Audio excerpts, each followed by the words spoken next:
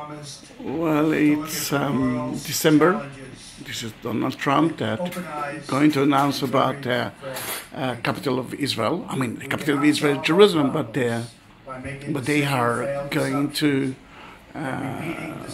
move the embassy into Jerusalem. But they will be the first one who will recognize that there is only one capital of Israel, and that's Jerusalem. What's the date of today?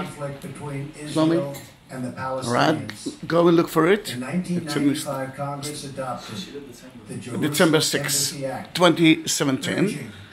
Just to show you where we are, and the question is where you were at that time. This is Tel Aviv, from 22nd floor. Israel. This act passed Congress by an overwhelming bipartisan majority. I don't know what he's going to say. And was speculations. by a unanimous vote. Shlomi, say hi. We are opening a bottle of wine. Actually, not because of it, because we are drinking wine. For 20 years, every previous American president has exercised the law's waiver, refusing to move the U.S. Embassy to Jerusalem or to recognize Jerusalem as Israel's capital city. Presidents issued these waivers under the belief that delaying the recognition of Jerusalem would advance the cause of peace. Some say they lacked courage, but they made their best judgment based on facts as they understood them at the time.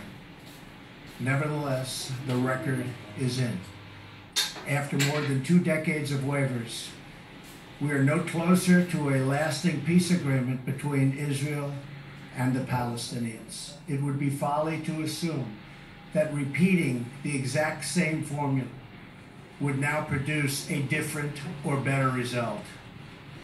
Therefore, I have determined that it is time to officially recognize Jerusalem as the capital of Israel.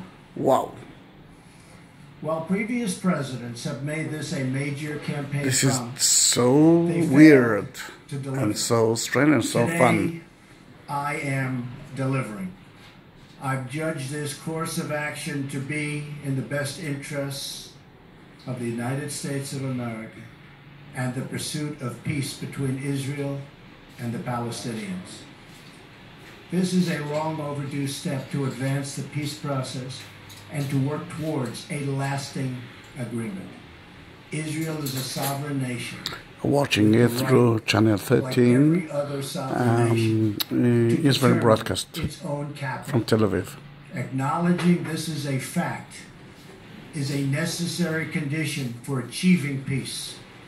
It was 70 years ago that the United States under President Truman recognized the State of Israel.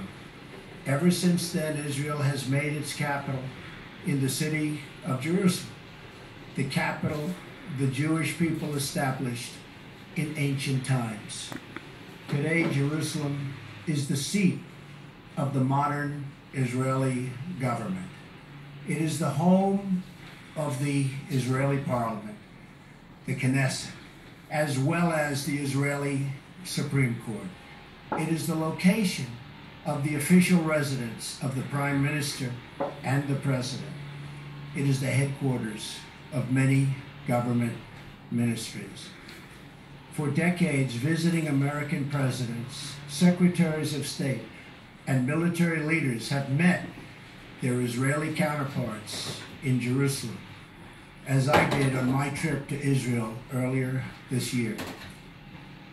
Jerusalem is not just the heart of 3 great religions, but it is now also the heart of one of the most successful democracies in the world. Over the past 7 decades, the Israeli people have built a country where Jews, Muslims, and Christians, and people of all faiths are free to live and worship according to their conscience and according to their beliefs. Jerusalem is today and must remain a place where Jews pray at the Western Wall, where Christians walk the Stations of the Cross, and where Muslims worship at Al-Aqsa Mosque. However, through all of these years, presidents representing the United States have historical moment, to officially even if you don't like Jerusalem as Israel's capital. In fact, we have declined to acknowledge any Israeli capital at all. But today we finally acknowledge the obvious, that Jerusalem is Israel's capital. This is nothing more or less than a recognition of reality. It is also the right thing to do. It's something that has to be done. That is why, consistent with the Jerusalem Embassy Act, I am also directing the State Department to begin preparation to move the American Embassy from Tel Aviv to Jerusalem. This will immediately begin the process of hiring architects, engineers, and planners so that a new embassy, when completed, will be a magnificent tribute to peace. In making these announcements, I also want to make one point very clear. This decision is not intended in any way to reflect a departure from our strong commitment to facilitate a lasting peace agreement. We want an agreement that is a great deal for the Israelis and a great deal for the Palestinians.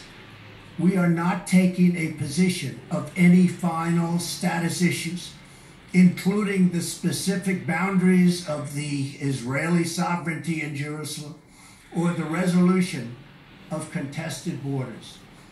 Those questions are up to the parties involved. The United States remains deeply committed to helping facilitate a peace agreement that is acceptable to both sides. I intend to do everything in my power to help forge such an agreement. Without question, Jerusalem is one of the most sensitive issues in those talks. The United States would support a two-state solution if agreed to by both sides. In the meantime, I call on all parties to maintain the status quo at Jerusalem's holy sites, including the Temple Mount, also known as Haram al-Sharif. Above all, our greatest hope is for peace, the universal yearning in every human soul. With today's action, I reaffirm my administration's long-standing commitment to a future of peace and security for the region. There will, of course, be disagreement and dissent regarding this announcement. But we are confident that ultimately, as we work through these disagreements, we will arrive at a peace and a place far greater in understanding and cooperation.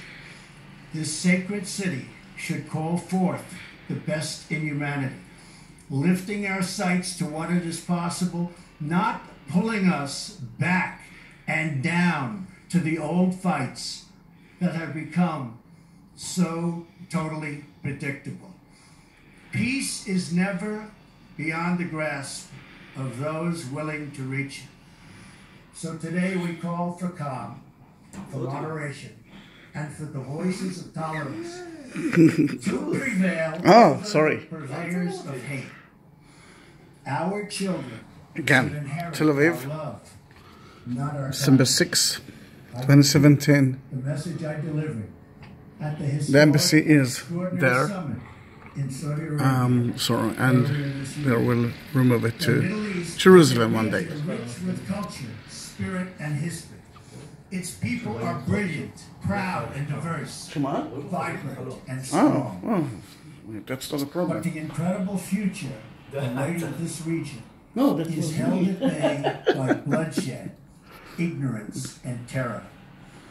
Vice President Pence will travel to the region in the coming days. From here it's boring. To work with The big partners message throughout the Middle was East Israel is the capital of Jerusalem is the capital of Israel, which is obvious, and the embassy will move to Jerusalem. Generations. It is time for the Bye bye from Israel.